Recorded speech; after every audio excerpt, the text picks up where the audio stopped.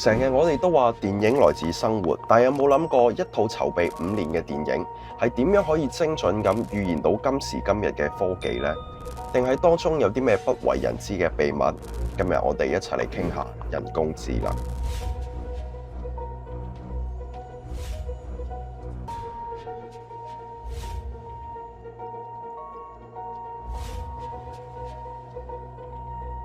Hello， 大家好，我係 Eden。如果你係第一次入嚟呢個頻道嘅朋友，呢一個係個知識成長型嘅頻道，而我會陪住你去用認知去改變思維，用思維去影響生活，從而收穫一個更加好嘅自己。如果你想了解一下 Eden 係邊個嘅話，撳翻入嚟以下呢條影片度望一望啦。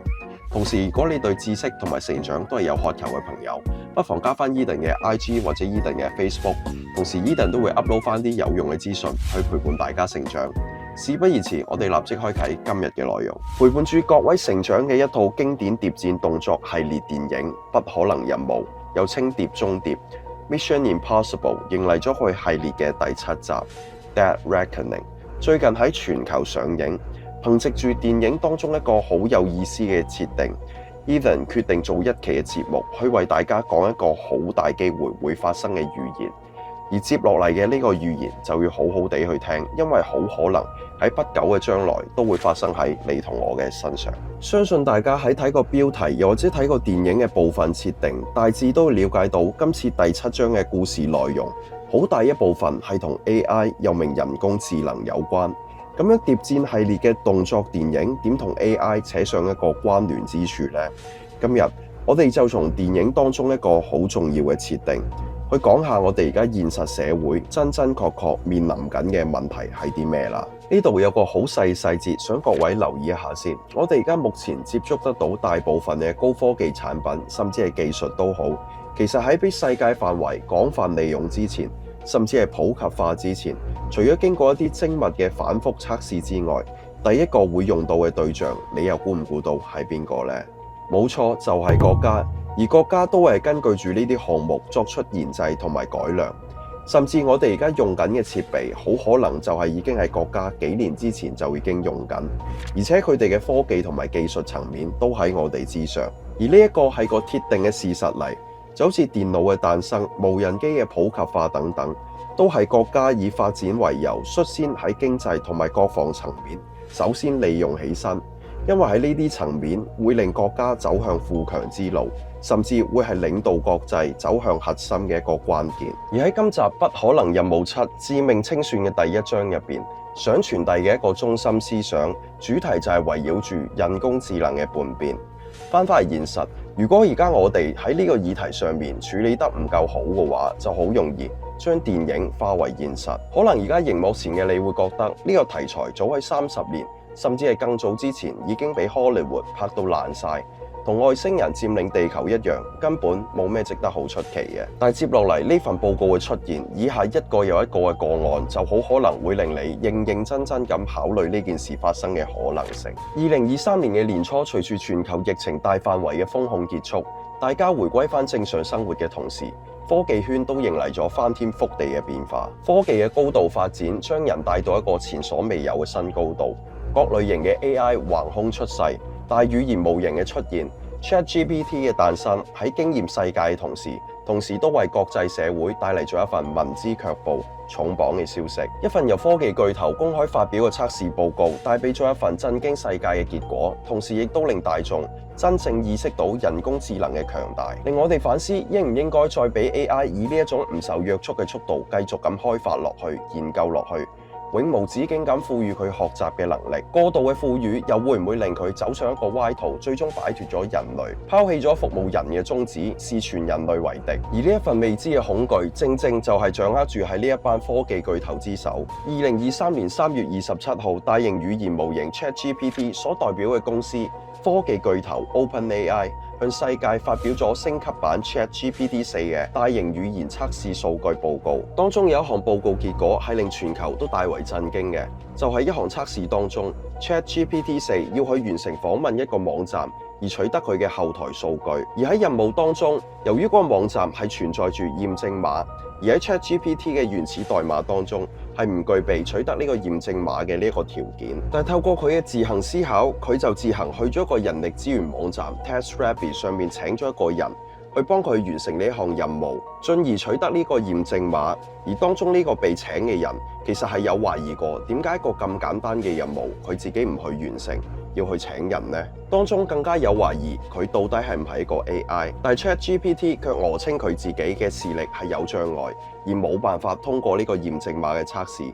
最後 ChatGPT 係順利完成到呢一項任務，亦都順利通過咗呢個成個測試。而呢個實驗嘅結果並唔係想為大家展示到目前嘅科技有幾咁躍進，而係背後 AI 所能賦予嘅能力。如果而家嘅你要寫一篇專業而且具話語權嘅文章，只需要俾到精準嘅指令、明確嘅文字安排，boom， 30秒甚至幾分鐘之內，一篇上百甚至上千字嘅文章，瞬間喺你眼前生成。用嘅文字同埋句法，好可能係你呢半世人用都未用過嘅，導致到人人喺電腦背後都可以成為嗰個具話語權嘅專家，而你隨時都可以成為任何人。驟眼之下，好似對人嚟講百利而無一害。言論變得更加自由，信息變得更加發達，信息唔再會有局限性，好似令人會變得更加進步。但係實質我哋卻面臨住一個更加大嘅問題：假消息嘅出現同埋傳播。而事實上，隨住2022年 ChatGPT 嘅橫空出世，假消息就以海量嘅方式喺呢個資訊爆炸嘅年代大量湧現。而我點解會講假消息係以海量嘅方式存在呢？以下有啲好實質嘅例子。ChatGPT 就曾經偽造過一篇性騷擾嘅醜聞，而呢個被指控嘅對象係一位真實存在嘅法律系教授，並以虛假模仿嘅方式模仿華盛頓郵報報導咗出嚟。喺另外一則嘅新聞當中，而家嘅你可能睇落覺得好好笑。著名嘅企業家、商業大亨 Elon Musk 喺2018年駕駛住自家 Tesla 生產嘅 Model 3汽車喺美國 California 嘅一場致命交通意外當中喪生。如果佢唔係呢幾年頻繁咁去出席活動嘅話，呢個消息可能都會有人信。而呢啲消息同埋新聞其實每一日都充斥住各大平台，以唔同嘅主題、唔同嘅方式去影響住你同我嘅生活，令呢個資訊可以隨手可得嘅年代變得越嚟越唔真實。如果你同我都唔去質疑嘅話，真相又到底係啲咩呢？而所有嘅一切都正正應驗咗最近全球上映嘅《不可能任務7：致命清算》當中一場最有意思嘅一幕，當中嘅美國 CIA 情報總監同一眾 CIA 嘅高層一場意味深長嘅對話，明面上係為觀眾去解釋今集最大嘅幕後反派 AI 嘅危機，去幫大家去理清晒成條故事線以及之後嘅走勢，但實質其實係想側面咁話俾我哋知，而家目前嘅現實世界嘅情況係點。如果冇睇電影嘅朋友，請容許我為大家帶嚟少少嘅背景。當中電影原本嘅設定係 AI 係以國家嘅身份投入咗資訊嘅管控，本身係用於社群媒體同埋新聞界去製作一啲虛假嘅消息，從而影響言論，即係我哋所謂嘅大風向同埋大節奏，進而影響一啲好重要嘅議題，就好似選舉等等。但係隨住不斷研發同埋不斷賦予嘅能力，好似線上搜尋能力、深度學習能力咁樣，最後呢個 AI 開始進化，成為咗一個去中心化嘅存在，有獨立嘅自主意識。其後更加對其他國家造成一個全球嘅威脅。如果我哋換個情況去睇，根據以上嘅案例，其實我哋都唔難推斷到事態嘅發展就好似往緊呢一個方向去演變緊。如果我哋對於目前嘅 AI 研發唔加以管控，加以控制佢嘅成長同埋發展嘅話，唔使假以時日，好快電影就會演變成為現實，而影響到嘅就再唔係嗰一批既得利益者，嗰一批藝術家，甚至就好似我哋呢一批內容創作者，而係我哋每一個人對於真理同埋真相都再唔會去相信。而關於人工智能係點樣運作當中嘅歷史 ，Eden 之後都會出一段影片去為大家娓娓道來，詳細咁去分析一下 AI 嘅所有運作，而總結翻所有嘅嘢都唔難推斷到點解之前 Elon Musk 要喺公開場合嗰度講 AI is far more dangerous than the news。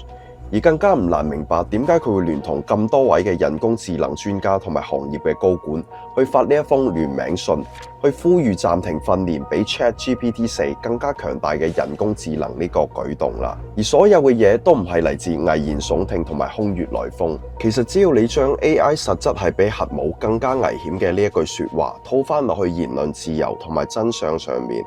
你就會發覺要摧毀人嘅信仰，其實真係一件輕而易舉嘅事。我哋可以感嘆科技利用科技嘅同時，但係幾時都要保持住警惕性，時刻要保有一絲嘅懷疑心態，唔好照單全收，因為有懷疑先可以推動到我哋嘅進步。如果大家對於 AI 都有唔同嘅睇法，可以喺影片嘅下方留低你寶貴嘅意見。中意呢條影片嘅朋友，不妨 like 同埋 subscribe Eden 嘅 channel， 同 share 呢條片出去，俾更加多嘅朋友知道而家 AI 對新聞自由同埋對真相嘅影響。如果對於唔同話題都有想了解翻嘅地方，可以登入翻社群媒體，揾翻 Eden 嘅 IG， 又或者 Eden 嘅 Facebook， 同時留低你寶貴嘅意見。如果你有聽開 podcast 嘅朋友，千祈都唔好錯過 Eden 每個星期為各位所整理嘅精彩內容。記住，我哋而家嘅生活品質可以差，但係對大腦嘅認知同埋思維上嘅提升真係刻不容緩。持續咁去成長係我哋而家要做嘅嘢，而 Eden 會陪住大家喺建立多元認知嘅呢條正確道路上一同前行。我係 Eden， 一個陪你用認知影響思維，用思維影響生活嘅朋友。我哋下次見。